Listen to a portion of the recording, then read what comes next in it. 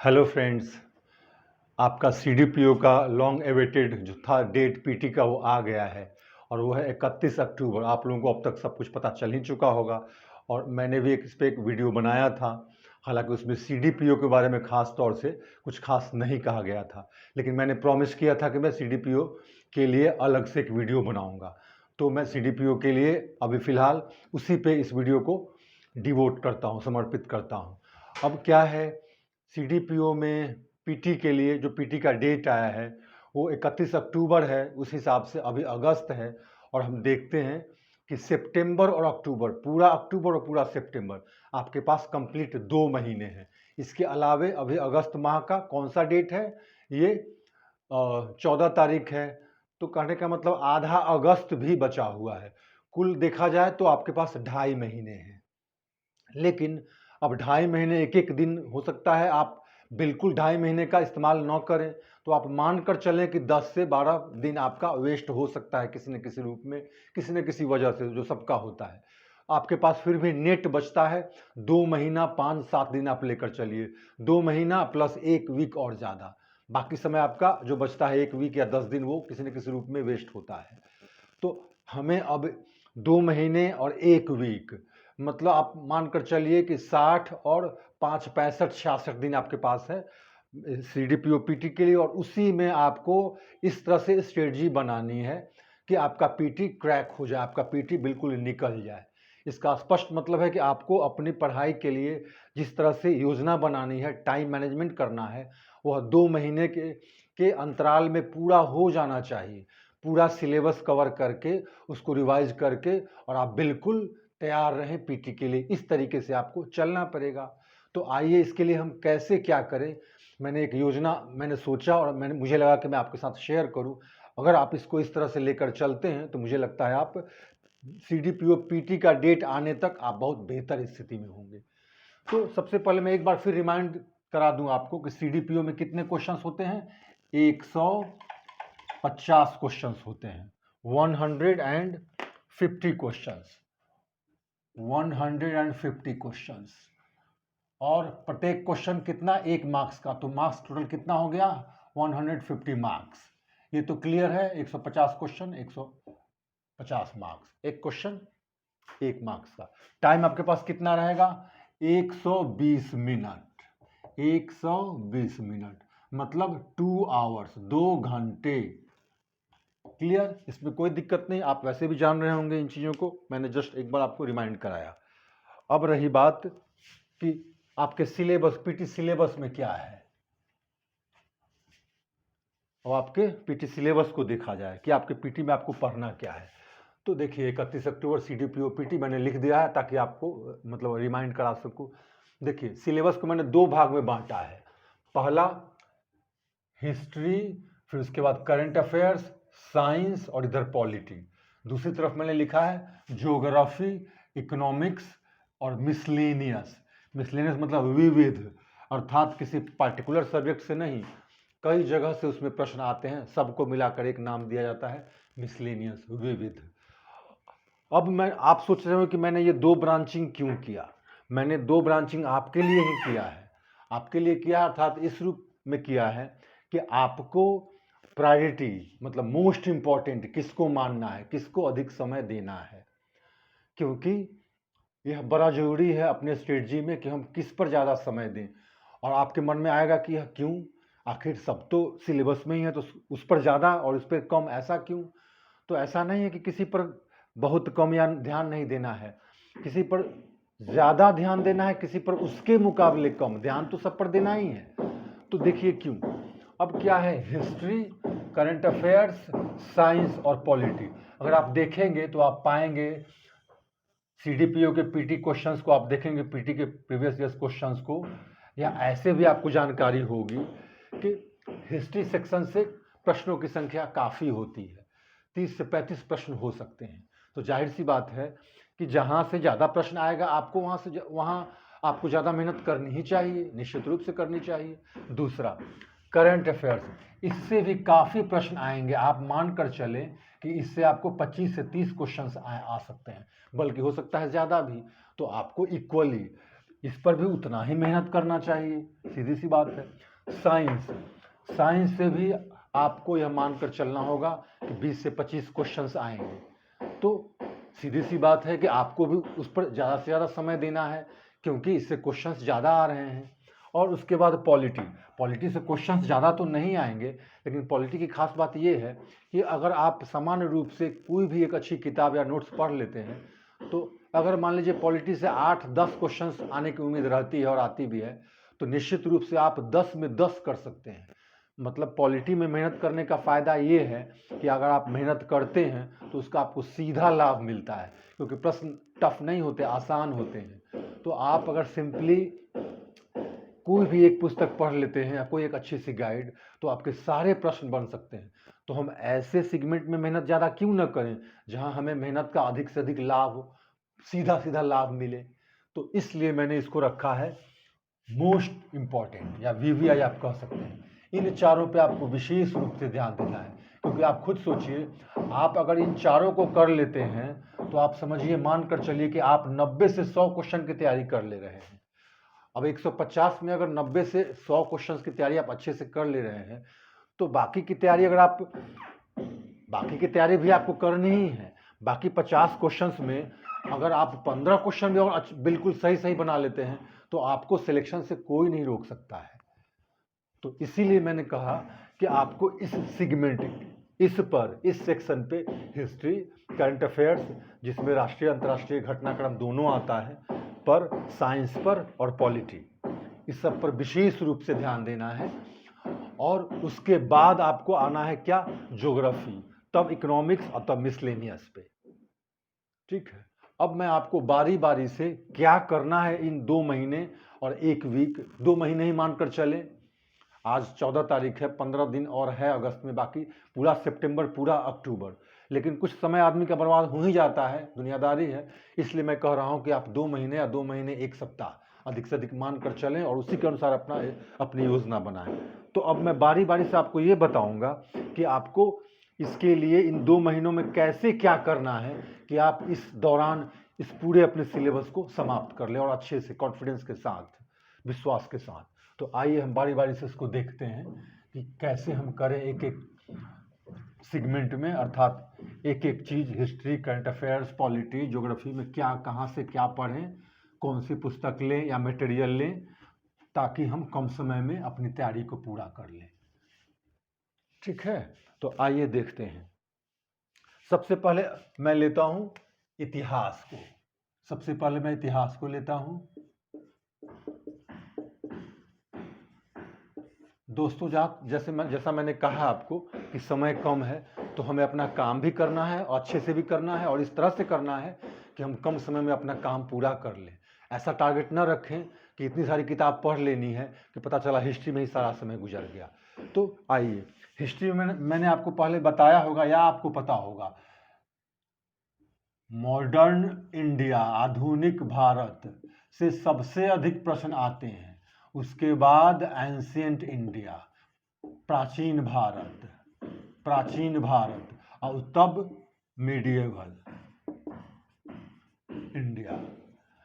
History के 3 section से आप जानते हैं, आधुनिक भारत, फिर प्राचीन भारत और मध्यकालीन भारत। लगभग 75 to 80% क्वेश्चन मॉडर्न इंडिया से होता है। कहने का मतलब इतिहास में भी आपको समझदारी बरतनी है, किस सेक्शन से ज़्यादा प्रश्न आता है उस सेक्शन पर ध्यान देना है। और उस हिसाब से मैं आपको स्पष्ट कह दूं, आधुनिक भारत, मॉडर्न इंडिया वाले सेक्शन से ज़्यादा प्रश्न आएंगे, और उसमें भी खासकर 1857 और उसके बाद 1947, अर्थात 1857 वाले चैप्टर को लेते हुए 1947 तक से सबसे ज़्यादा क्वेश्चन आते हैं। और इसके पहले भी मॉडर्न इंडिया है, मुगल साम्राज्य के पतन के बाद से लेकर 1857 तक, अपेक्षाकृत उस पीरियड से कम और इस पीरियड से ज़्यादा। लेकिन फिर भी आपको कुल मिलाकर आधुनिक भारत वाले सेक्शन पर ज़्यादा मेहनत करनी है, बल्कि अपने मेहनत का 80% इसी पर करना है। और तब एंशिएंट इंडिया की बारी, और तब मिडिवल इंडिया की बारी। अब क्या है, तो क्या पढ़ें इसके लिए, इस कम समय में हम कैसे क्या करें। सबसे पहले आपको क्या करना है, आपको, आपने देखा होगा, पढ़ा भी होगा, मैं इसको मिटा दूं। एनसीईआरटी किताब आती है 12वीं क्लास की एनसीईआरटी। आमतौर पर लोग गाइड, किसी का नोट्स लेकर पढ़ते हैं, उनको लगता है कितना कितना ज़्यादा से ज़्यादा फैक्ट रट ले, ऐसा उनको लगता है। और पता चला कि आसान सिंपल सा फैक्ट है, वो उसको नहीं पढ़ पाया जो एनसीईआरटी में दिया हुआ है, और एनसीईआरटी किताब को लोग छूते ही नहीं हैं। तो आपको क्या करना है, आपको मॉडर्न इंडिया का बिपिन चंद्रा, बिपिन चंद्रा की किताब आती है 12वीं क्लास की एनसीईआरटी। एनसीईआरटी को आपको 12वीं क्लास की मॉडर्न इंडिया की किताब आती है, मॉडर्न इंडिया की खूब अच्छे से पढ़ना है आपको। एक बार आप चाहेंगे तो 3 से 4 दिन में इसको खत्म कर देंगे। दूसरा आपको क्या करना है, लूसेंट का एक सिर्फ आता है क्वेश्चन सॉल्यूशन प्रैक्टिस सेट आता है। इतनी सी मोटी सी पुस्तक है जिसमें history, polity, economics, geography, science में केमिस्ट्री, फिजिक्स, बायोलॉजी तीनों, उसके अलावा मिसलेनियस, स्पोर्ट्स हो गया, Indian culture, dance, tribes, book and authors, सब चैप्टर पे स्पोर्ट्स का पुराना इतिहास, हर चैप्टर पे उसमें क्वेश्चन प्रश्न बना कर दिया हुआ है। आपको उसका उत्तर भी दे रखा है, आपको उसको सॉल्व करना है। तो आपको उसमें से जो हिस्ट्री वाला पोर्शन है, इतिहास वाला, उसके प्रश्न को बनाना है। आपको मॉडर्न इंडिया का एनसीईआरटी अच्छे से पढ़ना है, एनसीईआरटी मॉडर्न इंडिया का अच्छे से पढ़ना है, और उसके बाद लूसेंट वाले सेक्शन से आपको हिस्ट्री का, एंशिएंट, मिडिवल, मॉडर्न तीनों का प्रश्न बनाना है। अब रही बात मॉडर्न इंडिया के लिए आपको किताब पढ़ना है बिपिन चंद्रा का 12वीं क्लास का, तो एंशिएंट मिडिवल के लिए क्या करना है, एंशिएंट मिडिवल के लिए आप लूसेंट की ही गाइड आती है, लूसेंट की गाइड आती है, या फिर एक गाइड आती है टाटा मैकग्रॉल की भी, टीएमएच, जिसको टीएमएच गाइड भी बोलते हैं, आप बोलिएगा, दुकानदार को आपको देगा। या फिर लूसेंट की गाइड आती है जिसमें हिस्ट्री, पॉलिटी, इकोनॉमी पूरी गाइड ही है, उसमें हर कुछ है। आप एंशिएंट को और मिडिवल को, एंशिएंट मतलब प्राचीन भारत, और मिडिवल मध्यकालीन भारत, इस दोनों को आप लूसेंट या टीएमएच गाइड से पढ़ लीजिए, क्योंकि इससे क्वेश्चंस काफ़ी कम रहते हैं। लेकिन आप एनसीईआरटी किताब जरूर पढ़िए 12वीं क्लास की मॉडर्न इंडिया के लिए। आधुनिक भारत हिंदी माध्यम में, इंग्लिश माध्यम में, दोनों में आता है। इस तरह से हिस्ट्री के लिए आप एकदम कम समय में बहुत पुख्ता तैयारी कर लेंगे।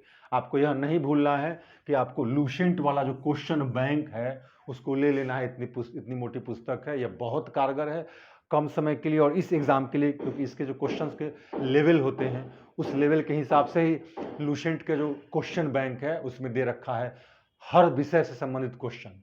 आप सेफ साइड लेने के लिए चाहें तो आप घटना चक्र का भी सॉल्यूशन, घटना चक्र का इतिहास का पिछले 10 साल का सॉल्यूशन, जिसमें बिहार का, यूपी का, यूपीएससी का सॉल्यूशन, घटना चक्र का सॉल्यूशन आता है, क्वेश्चन बैंक, जिसमें पिछले 10 सालों का क्वेश्चन सॉल्व किया हुआ है, साथ साथ एक्सप्लेन भी किया हुआ है। आप सेफ साइड के लिए उसको भी ले सकते हैं। मॉडर्न इंडिया वाले सेक्शन को आप उसमें से भी बना सकते हैं, और लूसेंट वाला जो क्वेश्चन बैंक है जिसमें सिर्फ क्वेश्चन दिया रहता है उसको भी सॉल्व कर सकते हैं। लेकिन मॉडर्न इंडिया के लिए आप बिपिन चंद्रा की किताब जरूर पढ़ें, और बाकी लूसेंट गाइड से आप एंशिएंट और मिडिवल के लिए जो फैक्ट दे रखा है 10-10 पेज को पढ़ लीजिए। आपका हिस्ट्री का काम बहुत आसान और कम समय में हो जाएगा। आपको हिस्ट्री के लिए यही करना है, बिल्कुल विश्वास के साथ यही कीजिए, आपका काम देखिए हो जाएगा। ये रहा हिस्ट्री।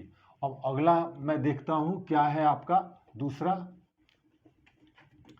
आपका दूसरा बचता है current affairs. Current affairs, current affairs, इसमें राष्ट्रीय और अंतर्राष्ट्रीय दोनों घटना को देखना है। अर्थात अंतर्राष्ट्रीय स्तर पर क्या हो रहा है वह भी ध्यान रखना है, और राष्ट्रीय स्तर पर अर्थात नेशनल जो इवेंट्स, घटनाक्रम है, हर तरह के, चाहे वो राजनीतिक हो या डिफेंस से संबंधित हो या कुछ भी हो, बुक एंड ऑथर से क्यों नई किताब क्यों ना निकली हो, कौन सा लेखक है, मतलब सब कुछ क्या करना करेंगे आप इसके लिए, जिसको नहीं बोलते हैं हिंदी में समसामयिकी, जिसके लिए हर कई ढेर सारी मैगजीन्स आती हैं हर महीने। आपको क्या करना है, एक मैगजीन लेना है, प्रतियोगिता दर्पण, प्रतियोगिता दर्पण आपको लेना है हर महीने का। अब क्या है कि दर्पण हर महीने का, तो एग्ज़ाम तो अक्टूबर में होने जा रहा है, तो आप पहले से ज़रूर मैगज़ीन लेते होंगे। अगर नहीं लेते होंगे तो किसी मित्र से लीजिए, अगर मित्र से भी ना मिले तो आप जाएंगे किसी भी किताब की दुकान पर, तो आपको पिछले 1 साल का कलेक्शन एक साथ मिल जाएगा, जेरोक्स भी मिल जाएगा। अब दूसरा सवाल ये है कि अंतर्राष्ट्रीय या राष्ट्रीय जो भी करंट अफेयर से घटनाक्रम है, कब तक कवर करें। अक्टूबर में एग्ज़ाम हो रहा है तो कब तक का पढ़ें और कब से पढ़ें, यह बहुत बड़ी समस्या होती है स्टूडेंट्स के सामने। कितने समय का हम CDPO के लिए, कितने समय का हम करंट अफेयर्स तैयार करें। तो आप याद रखिए, आपका एग्ज़ाम है 31 अक्टूबर को, ठीक है। तो आपको क्या करना है, 31 अगस्त तक का करंट अफेयर्स पढ़ना है। मतलब पूरे सितंबर का छोड़ देना है, नहीं पढ़ना है, उतने बाद का क्वेश्चन नहीं पूछते हैं। और कब से शुरू करना है, तो आपको इसी 2021 के जनवरी माह, 2021 के जनवरी माह से लेकर 2021 के अगस्त, 31 अगस्त तक के करंट अफेयर्स का आपको पढ़ना है। मतलब जनवरी से अगस्त, 2021 के जनवरी से 2021 के अगस्त माह तक का आपको करंट अफेयर्स पढ़ना है। अब ये 8 महीने की मैगजीन तो आपको मिल ही जाएगी, किसी मित्र से मिल जाए या कलेक्शन मिल जाए। आपको अगर दर्पण नहीं मिलता है तो आप, एक और मैगजीन आती है, उसका नाम है घटना चक्र, इलाहाबाद से निकलती है, घटना चक्र, हर 2 महीने पे, बहुत अच्छी मैगजीन है, आप इसको ले सकते हैं, आप इसको ले सकते हैं, दर्पण या घटना चक्र। आप इसको लेकर इत्मीनान से पढ़िए, और दोनों पढ़ पाएँ तो और अच्छी बात है।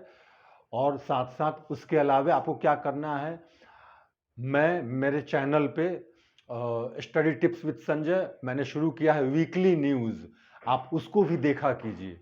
हालांकि मैंने देर से शुरू किया है, लेकिन फिर भी आप उसको भी देखिए, थोड़ा बहुत आपको उससे मदद मिलेगी। साथ साथ आप ऑनलाइन जाकर कहीं भी, किसी भी वेबसाइट से करंट अफेयर्स पे 10-10 क्वेश्चन वो दिए होते हैं किसी ऐप पे भी, आप उसको बना बना कर प्रैक्टिस कीजिए। साथ साथ दर्पण में ही हर महीने 30-35 क्वेश्चन सेट किया हुआ होता है, आप उसको बनाइए, प्रैक्टिस कीजिए। आप मित्रों के साथ बैठकर आपस में क्वेश्चन आंसर कीजिए।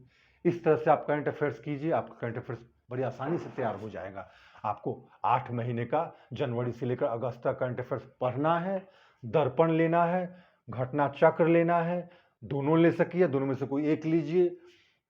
अगर जिनके पास नेट अवेलेबल है, वो चाहें तो न्यूज़ ऑन एयर एक वेबसाइट है, उस पर जितना जो राष्ट्रीय घटनाक्रम होता है, अंतर्राष्ट्रीय घटनाक्रम होता है, स्पोर्ट्स होता है, सब उस पर देता है। पीछे का न्यूज़ भी आप पढ़ सकते हैं। उसका नाम क्या है वेबसाइट का, news on air, news on air. आप चाहें तो इसको भी देख सकते हैं, आप चाहें तो, अभी अगस्त माह चल रहा है, आप मार्च का भी न्यूज़ पढ़ सकते हैं उससे।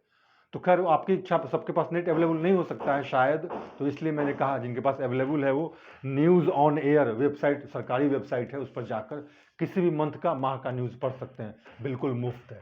बाकी आपको दर्पण पढ़ना है, उसके क्वेश्चंस को बनाने हैं। CDPO पर करंट अफेयर्स के लिए कोई भी प्रैक्टिस सेट आया हो, उसमें से भी करंट अफेयर्स का क्वेश्चन लेकर आपको उसको प्रैक्टिस करना है। बहुत आसान है, क्वेश्चन टफ नहीं होते हैं, बस पढ़ने की ज़रूरत है, आप बहुत आराम से कर लेंगे ये। आप चाहेंगे तो 4 दिन में 1 महीने की मैगजीन तैयार कर लेंगे।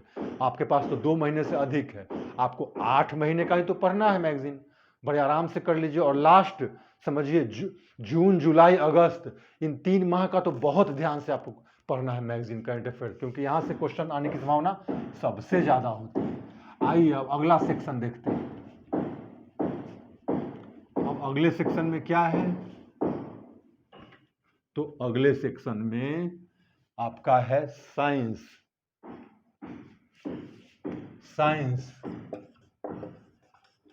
साइंस में क्या आता है, बायोलॉजी,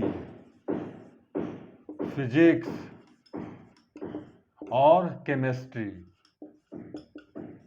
आपको कुछ नहीं करना है, बस आप साइंस की अलग से लूसेंट की एक मोटी सी पुस्तक आती है, उसमें बायोलॉजी, केमिस्ट्री और फिजिक्स तीनों सेक्शन बहुत अच्छा दिया हुआ है। आपको कहीं कुछ नहीं करना है, आपको लूसेंट से बायोलॉजी, केमिस्ट्री, फिजिक्स तीनों को खूब अच्छे से पढ़ना है। प्रत्यक्ष सीधा क्वेश्चन लड़ता है। और साथ मैंने क्या बताया है, लूसेंट का क्वेश्चन बैंक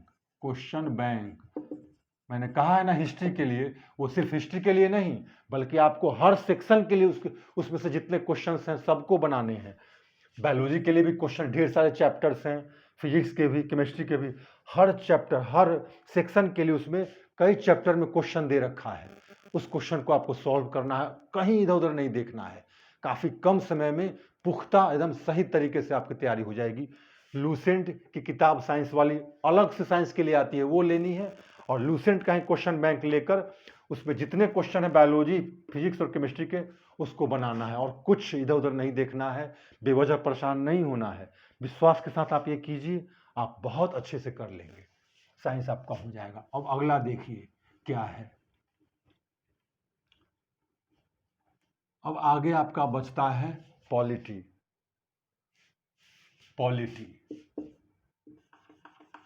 अब पॉलिटी में आप क्या करेंगे, पॉलिटी में अच्छी बात ये है,